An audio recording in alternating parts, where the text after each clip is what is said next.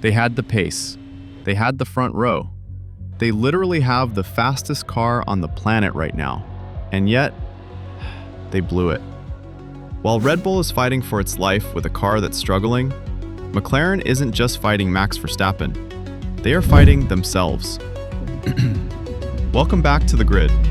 Today, we are dissecting the disaster in Qatar.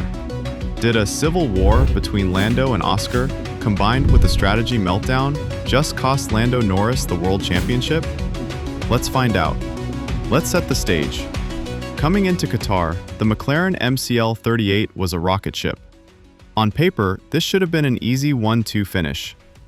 A papaya lockout. Maximum points to close the gap to Max. But having the fastest car is only half the battle. You need a team that thinks like champions.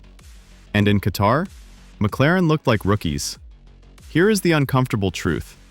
McLaren is terrified of making the hard call.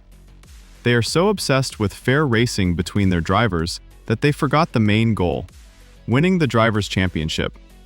Let's talk about the elephant in the room, the civil war. In one corner, you have Lando Norris, the only guy with a mathematical shot at catching Max. In the other, Oscar Piastri, a generational talent who wants to prove he's number one.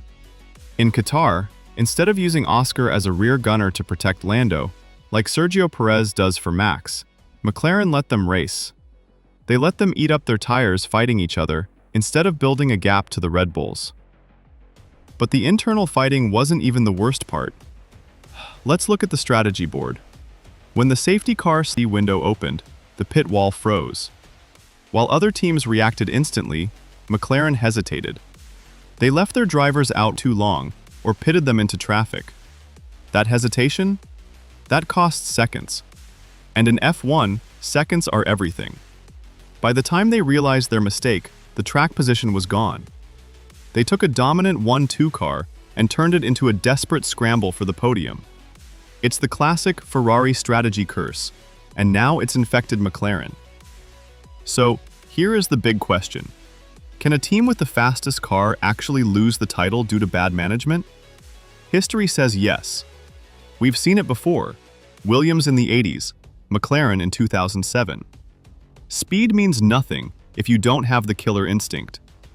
Max Verstappen and Red Bull are a machine. They are ruthless. They maximize every single point. McLaren feels like a group of really nice people who built a really fast car, but are afraid to hurt anyone's feelings to win. If Lando loses this championship, we will look back at Qatar as the day they threw it away. I want to hear from you guys. Was this just bad luck? Or is McLaren's management too weak to handle a championship fight? Don't forget to like and subscribe to First Corner F1 for more F1 analysis. We'll see you at the next race.